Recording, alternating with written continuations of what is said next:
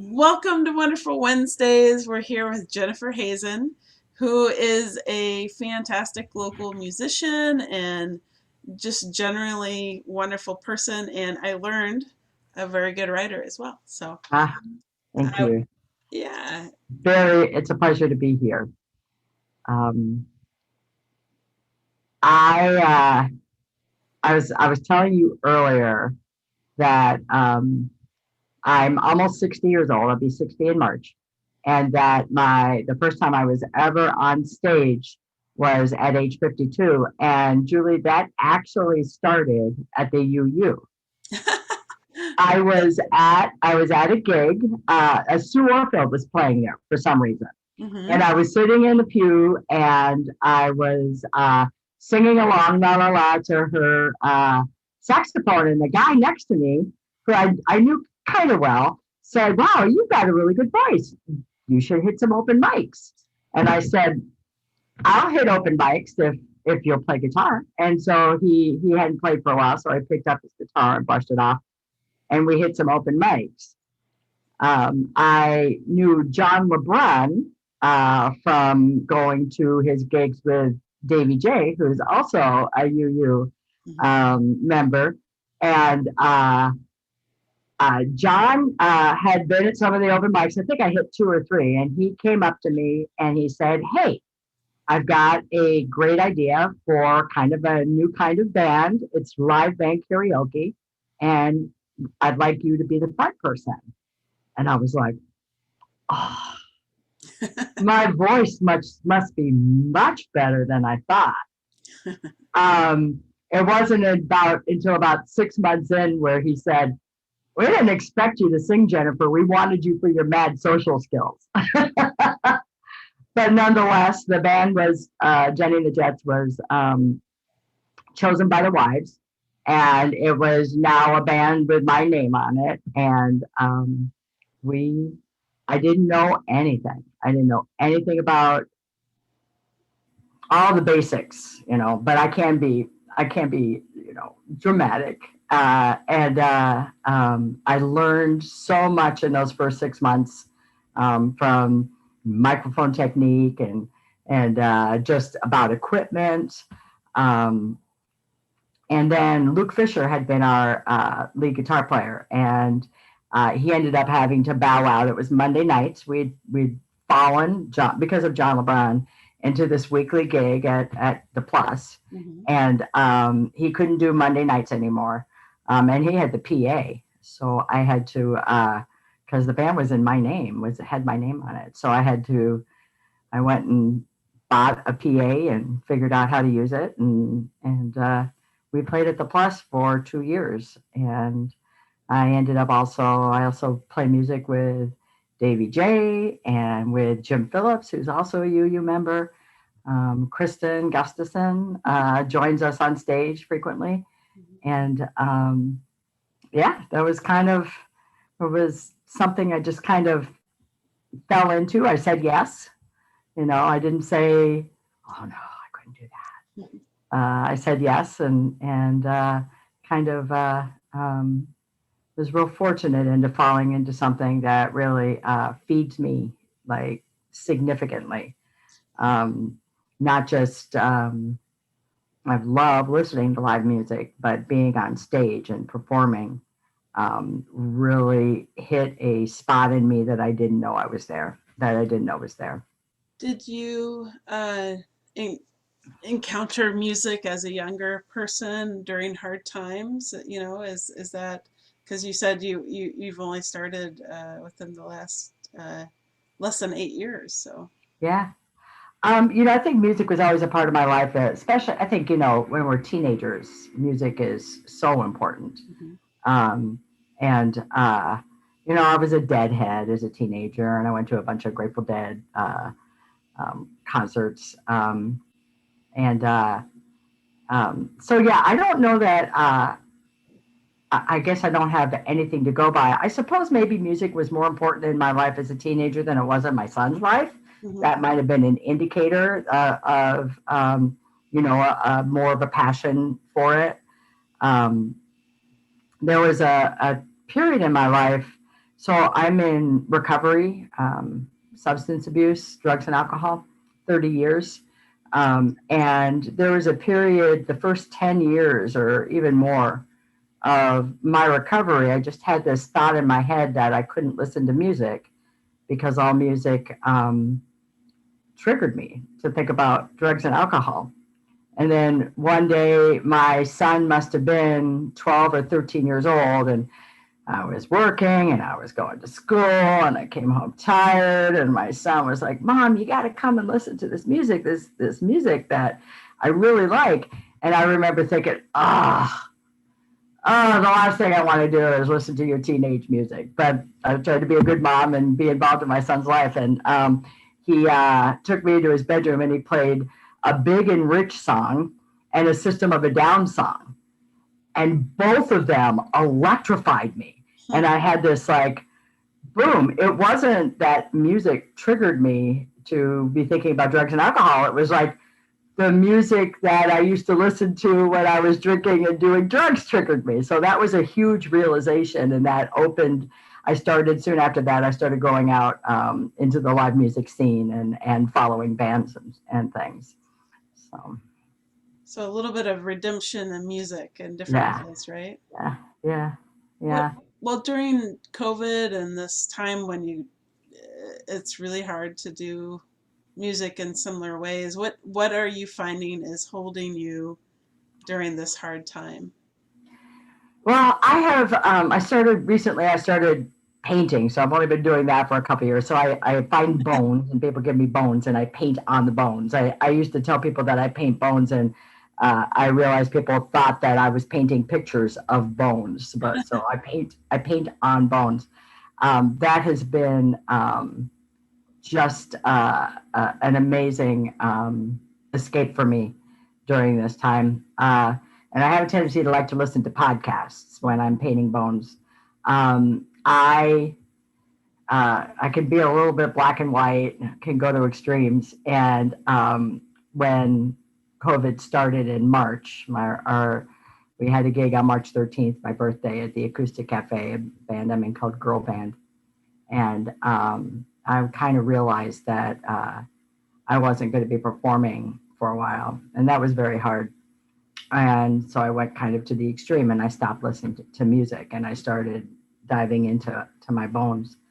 I am finding that more and more in the past like 3 months, 2 months maybe, that I can't listen to, like I am actively searching out music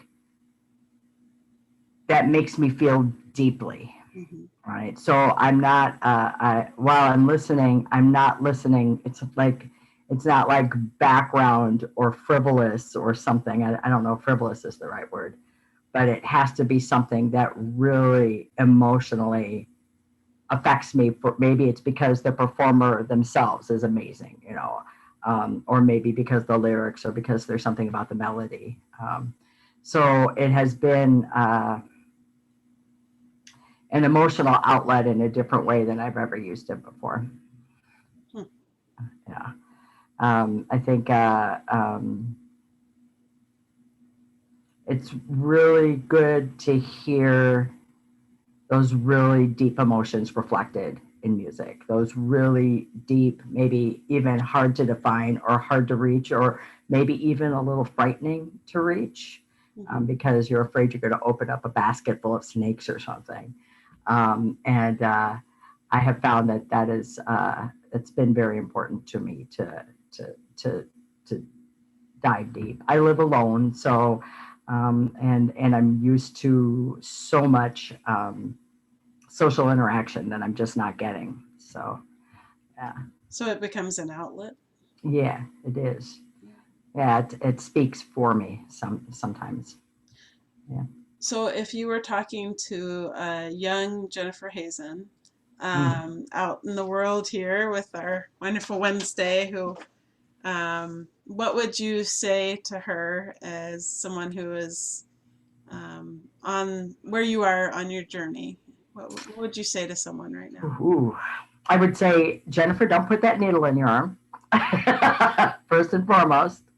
Right. I would say find your passion, whatever that may be, as long as it's healthy, and chase it. Like it's okay to chase your passion, but you've got to find it first. And I was so fortunate at even though it happened a little bit later on in life that I kind of stumbled into a passion. I would also tell her to say yes. Not of course not to drugs and alcohol and behaviors, illegal behaviors, but I would tell her um, to not be afraid to try new things and experiment, to say yes. And if you don't like what it is, whether it's ice skating or riding in a hot air balloon or getting up on stage with a microphone, if you don't like it, then that's fine. But try, experiment, go out there, you know, search out life. What is a songwriter or musician? What is one of the most important songs in your life? It's a hard one, I know. For It is a hard one, and it changes. Yeah. The a song that really impacted me, I think it was 2 nights ago. It's a song called "Crazy," and it was originally done by like uh, you think I'm crazy, Hmm. you think I'm crazy, but it's a cover by a woman, a recent cover, Adriana something, and that it just like hit me home the way she did it. It was so spare and beautiful. So I have these flashes. Um, what I'm doing with my songwriting, and I was hoping to have already recorded an album, another album by now, but that's probably not going to happen until midsummer. Um, I find that it is. Uh, I have a really hard time writing happy, upbeat songs, um, but I do find there's a satisfaction of writing songs that reflect my dark past. That shows, because I'm typically a pretty happy and upbeat kind of person, but I do have that dark shadow side of me, and so there's something about writing music that reflects that piece of me as well. That I enjoy it. Have you found that your bones painting, does that correlate somehow with your music? I mean, what is that? What is that all about? Yeah, it's a good question. I've always thought bones were beautiful. I mean, I've been picking up bones in walks and in the woods and collecting them for a long time. Stones, bones, cool pieces of wood. Like there's just, there's so much beauty in nature. And I think maybe it's a human, maybe it's me, but maybe it's a human condition to somehow want to corral that. And but instead, I just have been bringing them in my whole house. I've got feathers and all sorts of stuff that I picked up. And I found a bone in my woods. It was probably a cow or a horse leg bone, Hmm. and I cleaned it up and I had it on my mantelpiece. And I was recovering from a hysterectomy, and I kept looking at that and I kept looking at that, and finally I took it down and started painting on it. Found I really liked it. It is a different thing from performing and even writing in that all through college I colored. And what I found coloring did was I would get adult coloring books and buy new gel pens every semester. Hmm. And what I found coloring did while I was in class was it it occupied one part of my body and let another part of my brain just really sink into the information, like listen deeply and connect new knowledge to old knowledge or build on old knowledge. Hmm.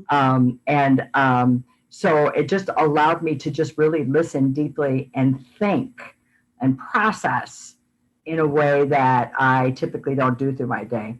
So that's what that started out with. It wasn't me trying to create art or even thinking I was an artist. It was simply a creative endeavor that allowed my head to just go away and think about, process and think and can make connections and and hear new ideas and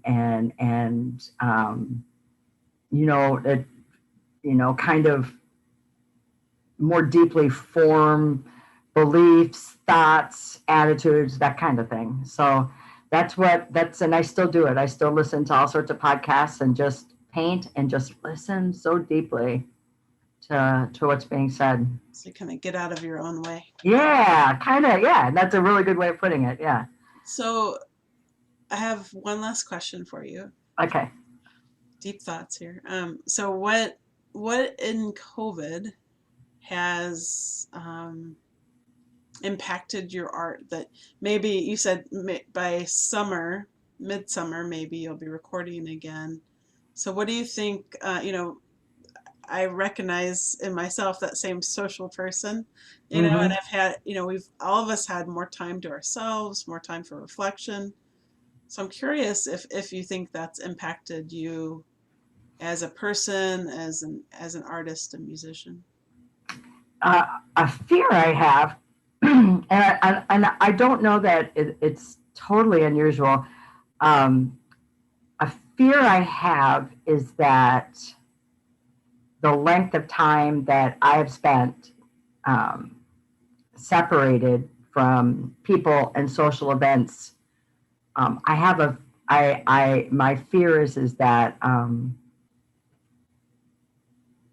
I will be more disconnected when we go out.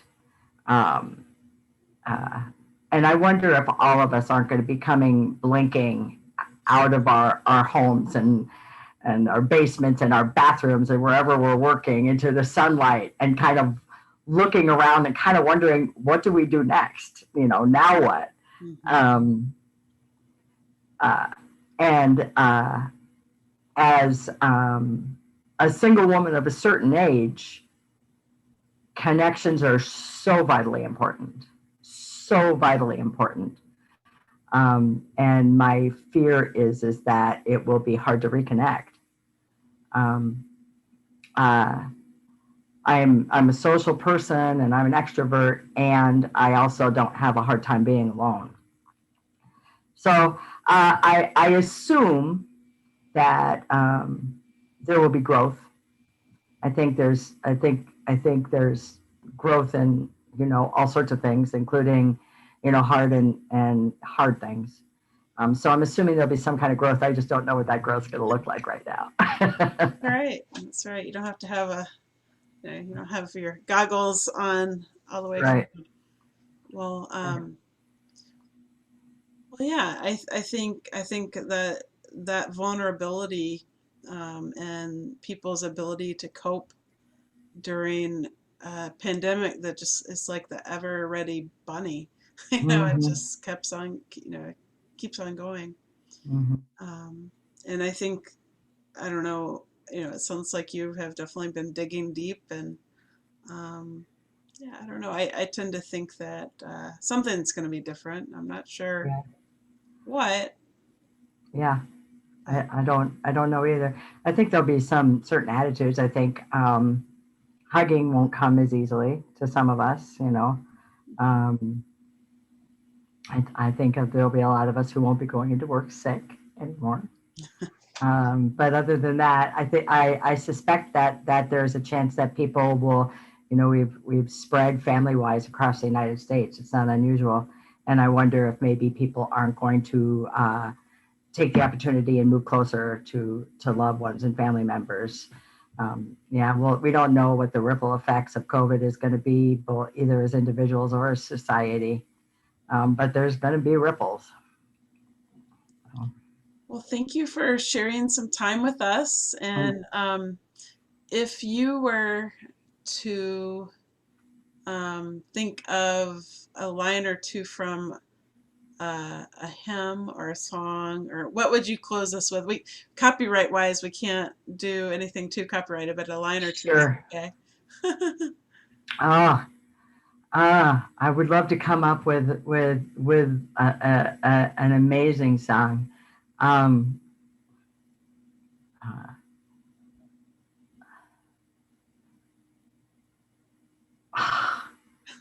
I don't know that I'm going to be able to come up with something right This now. little light of mine, I'm going to let it shine, right? I'm gonna Uh, let it let it shine. shine, oh baby, this little light of mine. I'm going to let it shine, this little light of mine. I'm going to let it shine. Let it shine, let it shine, let it shine. Yay! Yeah. Makes me think of John Stedman. Does it? Yeah. Yeah.